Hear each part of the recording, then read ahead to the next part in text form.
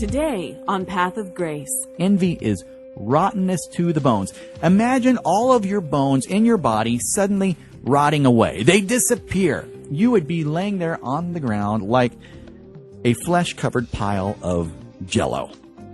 But not only do the bones in your body help you to keep your shape and to stand up, but what's inside the bones is incredibly important.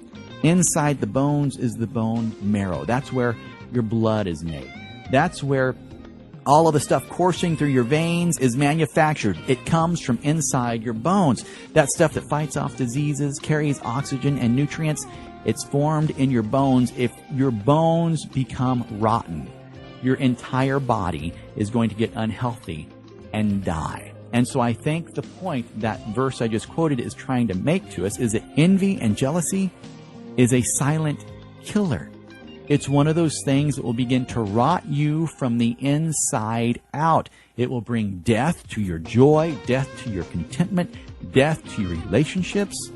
It's bad news. It is like unforgiveness and bitterness. Envy, jealousy, unforgiveness, bitterness. They will destroy a human being from the inside out.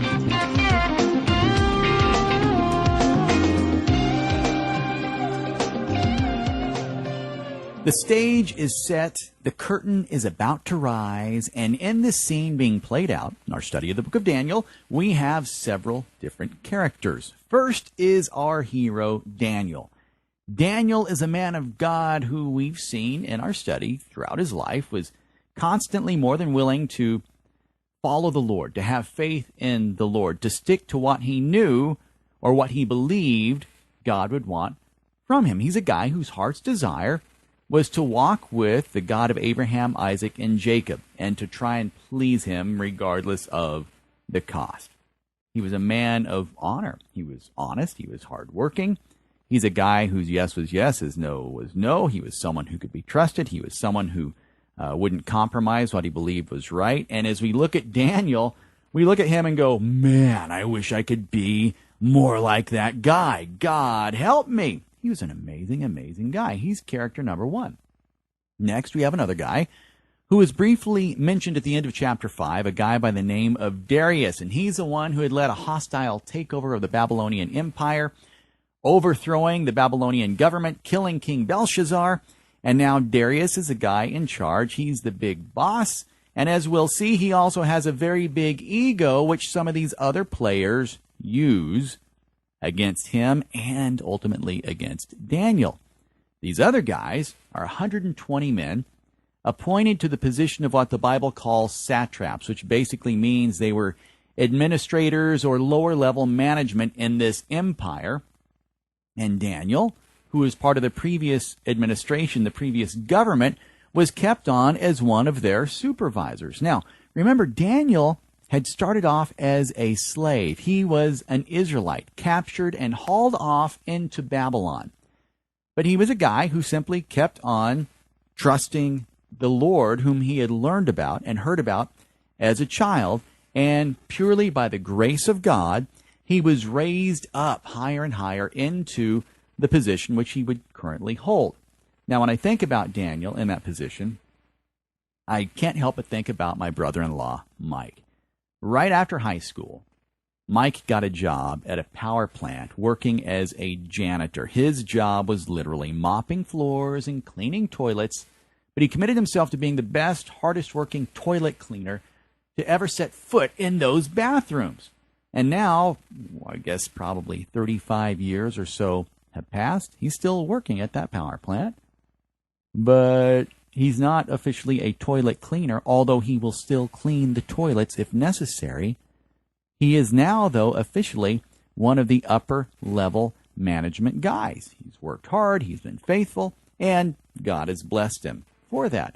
Along the way, there have been others who had much more education, others who had worked for the same company for years before Mike had shown up, but yet they were passed up for promotions that were instead given to Mike.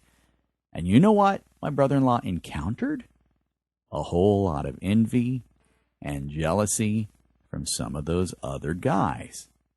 And that's what happened with Daniel, but to the upteenth degree. These other guys are really bugged by the fact that Daniel, who oversees them in their duties, this Daniel, he was a captive Israelite brought in when he was a teenager. And over time, they become so incredibly envious of Daniel that in the end, their envy and jealousy completely devours them in a very literal sense. And so today, especially at the end of our study, we're going to learn some important lessons about envy, which I think would apply also to bitterness and unforgiveness. Why are we called to forgive and not to hold on to jealousy or bitterness or envy? It's for our own sake. Anyway, Daniel chapter 6, let's get started reading verses 1, 2, and 3. It hath been good before Darius, and he hath established over the kingdom satraps, 120, that they may be throughout the whole kingdom. And higher than they were 3 presidents, of whom Daniel is first, that these satraps may give to them an account, and the king have no loss. Then this Daniel hath been overseer over the presidents and satraps, because that an excellent spirit is in him, and the king hath thought to establish him over the whole kingdom. Let's pause right there. Darius makes a pretty good move by dividing up and delegating responsibilities. That's smart. It's not always smart to try to do everything yourself. So he delegates. He first assigns 3 governors, one of which is Daniel, and then under those 3 guys, 120 satraps or administrators. And these guys are supposed to answer directly to Daniel and the other 2. And at the end of verse 3, we even see the king considering putting Daniel in charge of the whole realm. So we have this man of God raised up rung by rung up the ladder over many, many years, 70 some odd years, to a position of trust. Now, this is obviously the hand of God at work in Daniel's life. This tells us in verse 3 that there was an excellent spirit in Daniel. The word translated as excellent means preeminent, surpassing, or extraordinary. He is one of those guys that was just born with something that other people don't have. The word for spirit can be translated either as spirit or more properly as wind. There is an excellent, preeminent, surpassing, extraordinary wind.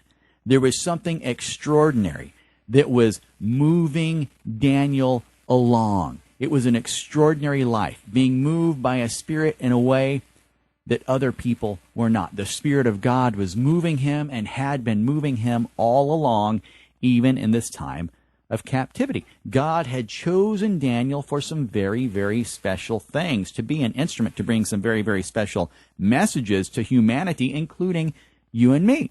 Not everyone is a Daniel, or else Daniel would not be extraordinary. If everyone could be like Daniel, it wouldn't mention that he had an excellent spirit, an extraordinary, or something that was surpassing what most people have. Now, when it comes to people like Daniel, people that have been raised up to particular positions, people that have an excellent spirit, something else moving them that the majority of people don't, whenever that person like Daniel is blessed and given special favor or put in a particular position, have you noticed that there will always be those, it could be a few or it could be a lot, who will do all they can in their fleshly effort to bring that person down. They will do all they can to attack, to discredit, to make them look bad, to put them down verbally and otherwise, maybe even to lie about them, set them up for a fall, to possibly even plan big, elaborate schemes to bring them down. Look at history. Watch the news. Check out politics. Have you noticed how this works? Why is it that way? Well, due to envy. It's due to jealousy. And it starts eating at people. And they say, well, if I can just bring her down, or if I can make that guy at the top look really bad, that'll make me look better. And then maybe I can be the one moving up. Again, we see that sort of thing in the world of politics and even outside of politics. There seems to be something in human nature that dupes us into thinking, if I can just put that person down, if I can make them look bad enough, people will see me as better. If I can find something wrong about them, it will make me appear right or more righteous. It'll make other people look better at me and maybe make me feel better about myself. It's so very twisted, but it's super, super common amongst humans. Again, whether it's politics, the business world, or women talking about other women. Have you ever heard a woman talk about a beautiful woman as if she's ugly? Men talking about other men, where you know a guy has worked hard for his success and someone says, oh, that's not the case, he, whatever. The other person trying to make that other guy or gal look bad to make themselves look better. And again, sometimes it literally moves into plotting and planning and scheming and setting up, which is what some of these guys decided to do to Daniel. It goes as far with them as trying to set him up for something that would get him the death penalty. So here we are. Chapter 6, these satraps become so jealous of Daniel that they move from gossiping and fault-finding to a very elaborate setup, which was intended at the very least to cost Daniel his position or maybe even his life. Verse 4. Then the presidents and satraps have been seeking to find a cause of complaint against Daniel concerning the kingdom. And any cause of complaint and corruption they are not able to find, because that he is faithful, and any error and corruption have not been found in him. Then these men are saying, we do not find against this Daniel any cause of complaint, except we have found it against him in the law of his God. So they start looking at Daniel under a microscope.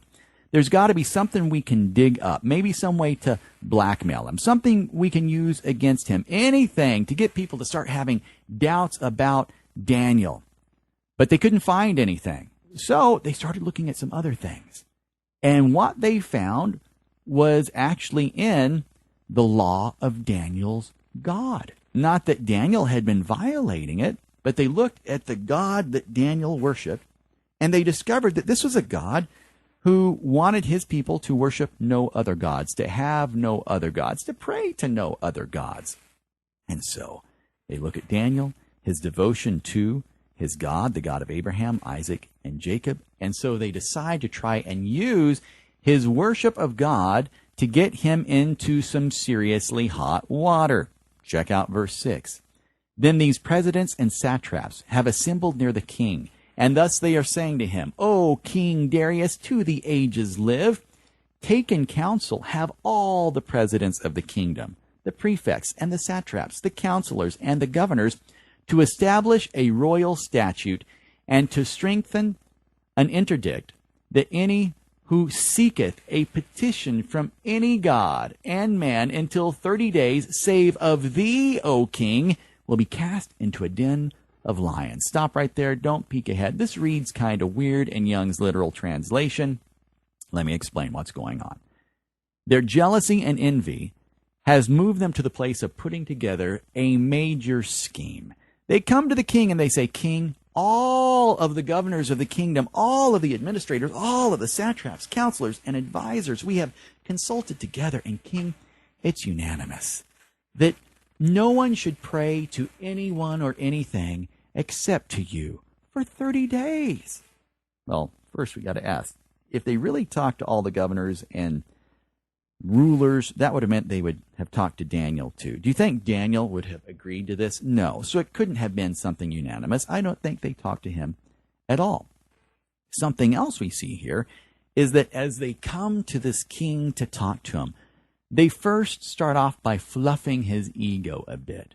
And this is a classic manipulative move. People use flattery to move a person where they want them to be moved to do what they want them to do. They say, oh, king, we've all gotten together. Oh, we want you to know that you are the greatest. You are the most awesome. There has never been anyone like you, ever. And there never will be anyone like you. There has never been, never will be anyone as wonderful as you. You, king, are so great. You're so great, in fact, that it's unanimous. We decided that nobody, no God, deserves to be prayed to except you. And we want to make a law that for 30 days, nobody prays to anyone but you. Doesn't that sound good, king? And so the king, he gets caught up in this, and he says, sounds like a good idea to me. You guys are really pretty smart. I think that's the best idea I've heard in a long time. Verse 8, now, O king, thou dost establish the interdict and sign the writing, that it is not to be changed as a law of Media and Persia that doth not pass away. Now, when a law was signed according to the law of the Medes and Persians, once it was signed as law, there was no way it could be revoked, which is kind of bad. There are times when a bad law needs to be revoked. It needs to be fixed. But in this case, it couldn't be revoked. Not even the king himself could revoke it, even if the king was the one who made the law. Verse 9, therefore King Darius hath signed the writing and interdict. He signed it. Verse 10, and Daniel, when he hath known that the writing is signed, he hath gone up to his house, and the windows being opened for him in his upper chamber over against Jerusalem 3 times in a day, he is kneeling on his knees and praying and confessing before his God, because that he was doing it before this. In other words, Daniel continued on doing exactly what he had been doing day after day after day. These guys had been watching him before. He knew it. They were watching him now. He knew they were trying to set him up. He could have broken his routine. He could have closed the windows and quietly prayed in secret. I mean, you can pray without kneeling, can't you? But Daniel continued doing what Daniel always did. And he had to know he was being watched. He was a very gutsy guy. Verse 11. Then these men have assembled and found Daniel praying and entreating grace before his God. Dan knew what was going to happen, and he's praying. He's entreating before his God. He's asking God for grace. I believe he's asking God for strength and grace and favor to face whatever was to come. Verse 12. Then they have come near. Ye, they are saying before the king concerning the king's interdict. Hast thou not signed an interdict that any man who seeketh from any god and man until 30 days, save of thee, O king, is cast into the den of lions? Answered hath the king and said, the thing is certain as a law of Media and Persia, and doth not pass away. Then they have answered, yea, they are saying before the king that Daniel, who is of the sons of the removed of Judah, hath not placed on thee, O king, any regard, nor on the verdict that thou hast signed, and 3 times in a day he is seeking his petition. Then the king, when he hath heard the matter, is greatly displeased at himself, and on Daniel he hath set the heart to deliver him, until the going up of the sun he was arranging to deliver him. In other words, he started looking for a loophole, some technicality that would get Daniel off the hook and keep him out of the lion's den. He's starting to realize these dudes have tried to set up Daniel. Verse 15. Then these men have assembled near the king, and are saying to the king, know, O king, that the law of Media and Persia is that any interdict and statute that the king doth establish is not to be changed. Again, I'm pretty sure the king has figured out what's going on. He knew at this point he had been manipulated. He had to know that these guys had it in for Daniel, but yet he could not change the decree. Verse 16. Then the king hath said, and they have brought Daniel, and have cast him into a den of lions. The king hath answered and said to Daniel, thy God, whom thou art serving continually, himself doth deliver thee. In the original language, it's kind of like he's saying, Dan, there's nothing I can do.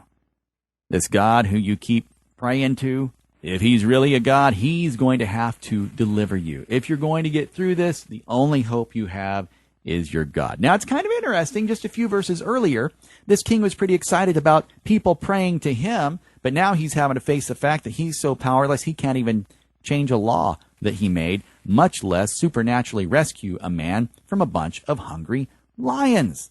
Verse 17. And a stone hath been brought and placed at the mouth of the den, and the king hath sealed it with his signet, and with the signet of his great men, that the purpose be not changed concerning Daniel. Now, at that time, it was customary for these kings to keep a bunch of lions for executing people. This was the lion's job. These were not pets. They were born and raised and trained to eat people. They weren't house cats, they were work cats. Their one job was consuming human flesh. These lions were like the lions that worked in the Roman Colosseum. They weren't trained to jump through hoops. Nope, they are professional people-eating machines. Verse 18, then hath the king gone to his palace, and he hath passed the night fasting, and he said no to any entertainment being brought up before him, and his sleep hath fled from him. He didn't sleep at all. So the king goes home. He's feeling terrible about what's going on. He's so stressed. He can't eat. He doesn't want any entertainment. He can't sleep. Must have been a long night. Verse 19. Then doth the king rise in the early morning at the light, and in haste to the den of the lions he hath gone. And it is coming near to the den, to Daniel with a grieved voice he crieth. The king hath answered and cried to Daniel, O Daniel, servant of the living God, thy God whom thou art serving continually, is he able to deliver thee from the lions? Now, he's not sure if he's going to hear Daniel's voice. You've heard this story before. You read it. You maybe heard it in Sunday school as a child. You know what's going to happen. He's not sure if he's going to hear Daniel's voice or if he's going to hear lions burping. But verse 21, then Daniel hath spoken with the king. O king, to the ages live. My God hath sent his messenger, and hath shut the lions' mouths, and they have not injured me, because that before him purity hath been found in me, and also before thee, O king, injury I have not done. I love it. Here's Dan, 85, maybe 90 years old at this point. Hey, king, how'd you sleep? I slept pretty good down here. My God, he shut the mouths of these lions. They couldn't hurt me if they wanted to. In fact, it was kind of cuddly. They kept me warm. I'm feeling pretty good. How did you sleep last night, king? And by the way, God kept me alive to show that I am innocent and I have done nothing wrong. I have never intended any injury to you. Didn't do anything wrong. Now, I want you to notice something. Although he says, O king, injury I have not done before you, something Daniel does not do, and this I think is super important. Even though it's obvious that these guys had set him up, they had gone behind his back, they had gossiped and lied and schemed and tried to bring him down, we do not see Daniel fighting back.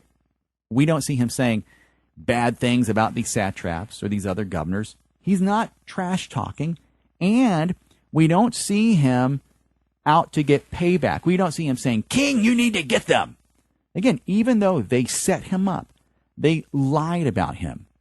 They threw plenty of rocks his direction. Daniel doesn't throw rocks back at them. Have you noticed how hard that is to do? He may have felt like throwing some accusations at them. He may have felt like picking out some flaws in their character and pointing them out to the king. He probably could have put together a list of things that many of these people had done, but he didn't. He may have wanted to rehash exactly how they had put their scheme together and manipulated the king, all in an attempt to ruin Daniel's life or get him killed, but he didn't. We don't see him fighting back. We don't see him lashing out. Aside from him talking to the king, saying, King, well, this shows that I've done nothing against you. We don't see him, asking the king to issue an edict to make sure everyone in the empire knows that he had been wronged or set up. There's a book I read 10 or 12 years ago, maybe more. It was called A Tale of Three Kings. I can't think of the author off the top of my head. It was called A Tale of Three Kings. And at that time, it was a very good book for me to read, and I'd recommend reading it. It deals with this very sort of issue of not throwing spears or rocks back at those who have thrown spears and rocks at you, not attacking those who have attacked you, not trying to bring down those who have tried to bring you down or who have succeeded at bringing you down. As I reflect back on that book, the bottom line, at least what I walked away from the reading with, is that our lives on earth in these mortal bodies we're wearing is too short to waste away trying to defend our own personal reputations. If you spend all of your time trying to deal with what everyone else thinks about you or what everyone else says about you, whether it's true or not or a flat-out lie, and maybe especially if it isn't true, if you spend all your time trying to deal with that, if you spend your life trying to fix what others think about you or how they see you as a result of what someone else has said about you, you know what? you won't have much time left to focus on things that are a lot more important, and you'll end up missing out on very, very, very much. So the point I got from that book was try not to sweat it and daily lay those things in the Lord's hands. And even if they do end up throwing you to the lions or throwing you into a fiery furnace, who knows? Twice already in this book, we've seen God doing some very miraculous things, delivering those 3 buddies from the fiery furnace and delivering Daniel from the lion's den. God could do that. Then again, he may choose not to, as was the case for so many in history who were men and women of God who were torn to shreds in the Colosseum. In the end, regardless, I believe it'll all be okay. Romans 8:28 tells us all things work together for the good for them that love God, for those who are the called according to his purpose. No, those last couple of words, his purpose, are very, very key. God's purpose in the lives of those first apostles, those disciples of Jesus, was apparently for them to die as martyrs. Apparently that was God's purpose for thousands of people in the Colosseum in Rome who were willing to die rather than renounce their belief and faith in Christ. It's difficult for us to comprehend, but regardless, I believe God will reward us for the suffering we face in this life, and in the end, we'll look back and it's all going to be okay. We will see, we'll understand how somehow, in some way, in the economy of God, these things are for the good. Anyway, where were we? Verse 23. Then was the king very glad for him, and he hath commanded Daniel to be taken up out of the den. And Daniel hath been taken up out of the den, and no injury hath been found in him, because he hath believed in his God. And the king hath said, and they have brought those men who had accused Daniel, and to the den of lions they have cast them, they, their sons, and their wives, and they have not come to the lower part of the den, till that the lions have power over them, and all their bones they have broken small. Wow, before these people even make it to the lion's den floor, the lions have grabbed a hold of them and, busted every bone in their bodies. Now, the big question is, why did the king feed not only these men who had plotted against Daniel to the lions, but their entire families too, their wives and their children? This is rough, harsh stuff. Well, back then it was customary for kings to do this in those cultures. Think about it. If the king were to execute one of these men, and that man had 4 or 5 sons, do you think those sons would grow up with any ill will toward the king? You betcha. They would probably commit their life to getting payback against that king. They would get consumed with a lust for vengeance. And so what the kings would do was they would not only execute the person who had been plotting this insurrection, but they would get rid of the entire family to possibly squelch any future insurrections related to what had just happened. It's just the way they did it then, and it's still the way they do it in some places on the planet today. And I guess, as we look at that, it's one of those symptoms that help us to understand why Scripture refers to the time we're living in as this present evil age. And as we saw not long ago, this age is going to come to an end. Things are not going to continue just as they are. Thank God. Now, something else to see here is that the envy and jealousy and pride of these plotters, their selfish desire to take Daniel out so they could be raised up, all of this stuff not only affected them, but it did spread to their families. These men were eaten up with jealousy and envy and pride, which literally caused them, in this account, to be eaten. And it ate up their families too. And maybe I'm stretching this a little bit, but my friend, hatred and envy, unforgiveness, bitterness, it becomes contagious. If you allow these things to grip you, it will begin to affect your entire family. Proverbs 14, verse 30 tells us something about envy. It says the envy is rottenness to the bones. Think about that. Envy is rottenness to the bones. Imagine all of your bones in your body suddenly rotting away. They disappear. You would be laying there on the ground like a flesh-covered pile of jello. But not only do the bones in your body help you to keep your shape and to stand up, but what's inside the bones is incredibly important. Inside the bones is the bone marrow. That's where your blood is made. That's where all of the stuff coursing through your veins is manufactured. It comes from inside your bones. That stuff that fights off diseases, carries oxygen and nutrients, it's formed in your bones. If your bones become rotten, your entire body is going to get unhealthy and die. And so I think the point that verse I just quoted is trying to make to us is that envy and jealousy is a silent killer. It's one of those things that will begin to rot you from the inside out. It will bring death to your joy, death to your contentment, death to your relationships. It's bad news. It is like unforgiveness and bitterness. Envy, jealousy, unforgiveness, bitterness. They will destroy a human being from the inside out. Proverbs 27, verse 4 says, "Wrath is cruel and anger a torrent. But who is able to stand before envy or jealousy?" Think about it. Wrath is bad. Anger is bad. But it's nothing compared to what happens whenever envy and jealousy consume people. Think about in the book of Genesis, Joseph's brothers. They were consumed with envy, and they ended up first plotting to kill their brother, but instead beat him up, stripped him down, threw him into a pit, and then sold him off as a slave to be hauled off into Egypt.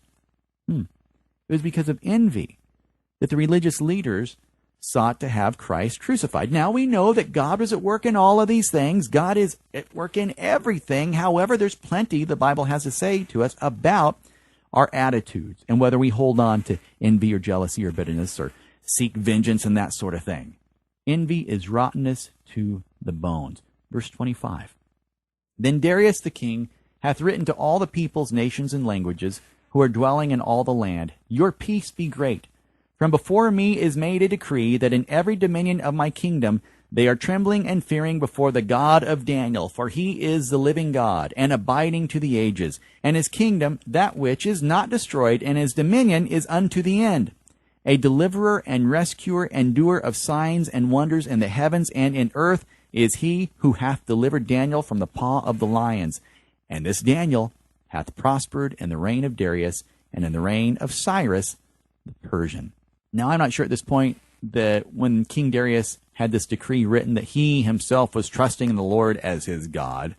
But one thing for sure, he recognized that the God of Daniel was not like the gods other people believed in.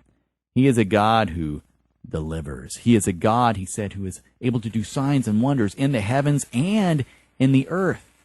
He delivered Daniel from the paws of the lions. I think this king realized that Daniel was no fool for worshiping, praying to, and serving the God he was serving.